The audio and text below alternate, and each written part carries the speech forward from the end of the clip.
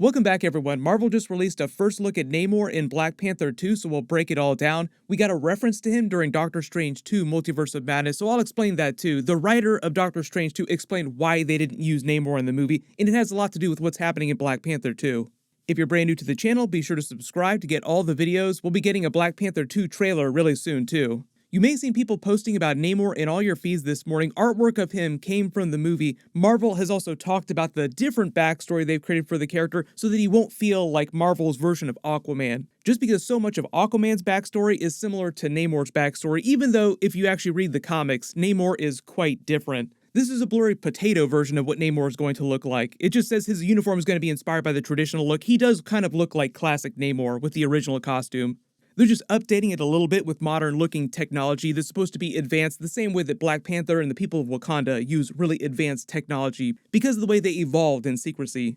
So what Marvel has done is they've just tuned his backstory a little bit with a couple of changes to make him fit with what they've explained in the ancient history of the MCU, and it actually ties way back to the Eternals movie as well. That's right, some of the stuff they did in the Eternals movie helped set up what's going on with modern-day Namor in the MCU.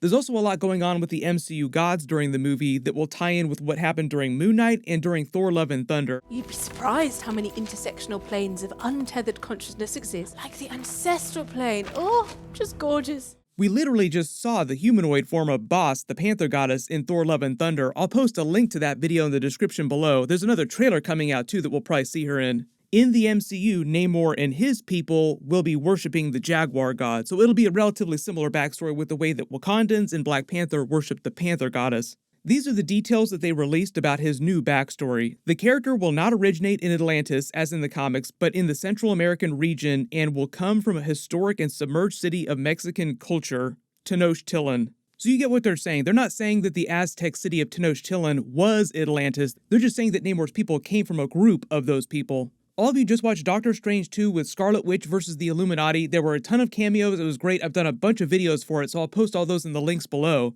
But a lot of you were also like, why wasn't Namor part of the Illuminati? He was one of the core members of the team in the comics. It would have seemed like a good opportunity to introduce the character. Well, the writer of the movie said that they weren't allowed to use Namor. Like, specifically, he talked about using him, and Kevin Feige was like, no, we're using him in Black Panther 2.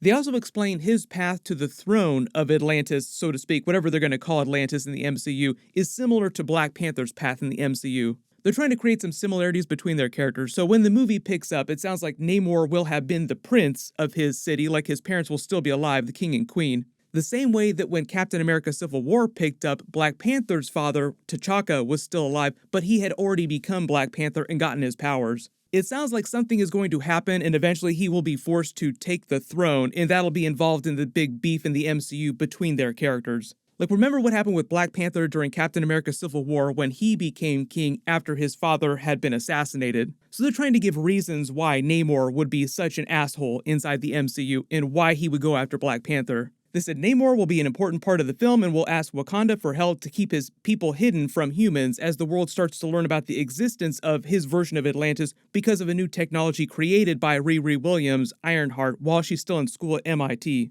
So that also explains why Riri Williams is in this film to begin with, because in the comics, she doesn't really have anything to do with Wakanda. They are doing an Ironheart series and an Iron Man Armor Wars series. It also sounds like while she's tinkering with creating this new version of armor that they'll eventually debut in the Ironheart series, some part of that new technology accidentally reveals the existence of Atlantis. It sounds like it'll be one of those accidental things at the start that'll spin up into chaos and cause full-blown war between their peoples.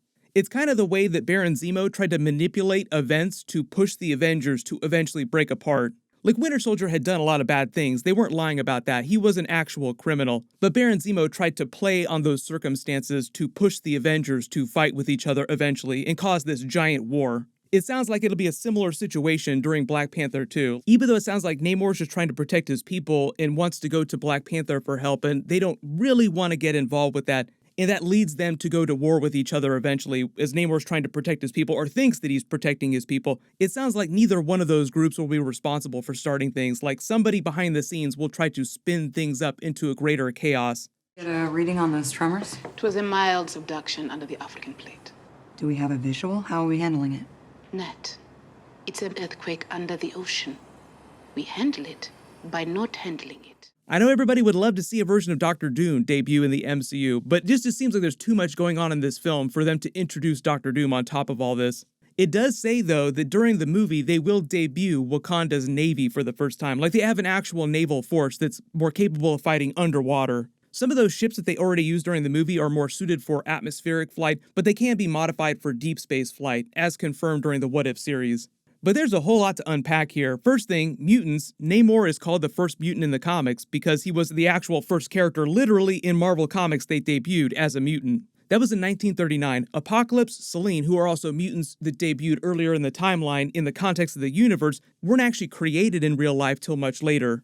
If you're going by actual debut, though, technically Scarlet Witch would be one of our first mutants in the MCU. Like, she and Quicksilver were already canonized as mutants. Billy and Tommy are also mutants in the MCU. And now after Doctor Strange 2, Multiverse of Madness, it seems like Marvel is really just using the multiverse to introduce most of the mutants to the MCU from the Legacy Fox X-Men universe. You thought I was asleep, didn't you? Acting. But we'll probably see mutants show up from a couple different sources, like some will show up in universe because of events that have happened, and some of them will come from the multiverse. It sounds like he's going to be close to Black Panther's age, to T'Challa's age, and he'll have similar circumstances that T'Challa had when he took the throne eventually. He was forced to lead his people after his father had been assassinated. It sounds like something might happen to Namor's parents during this film too. The whole subplot tying them to the Eternals movie is them coming from the Central American Aztec Mexican culture in Tenochtitlan. So some of their backstory is trying to play on real-world mythology about what actually happened to the Aztec culture because they were this highly advanced people in real life. The way they set up the Atlanteans during the Eternals movie is that basically Namor's people come from the same group of Aztecs who eventually left this city when it fell to ruin. They have this advanced culture, the Eternals are living amongst them, everything seems like it's fine. They're meant to be advanced kind of like the Wakandans are during this period in history.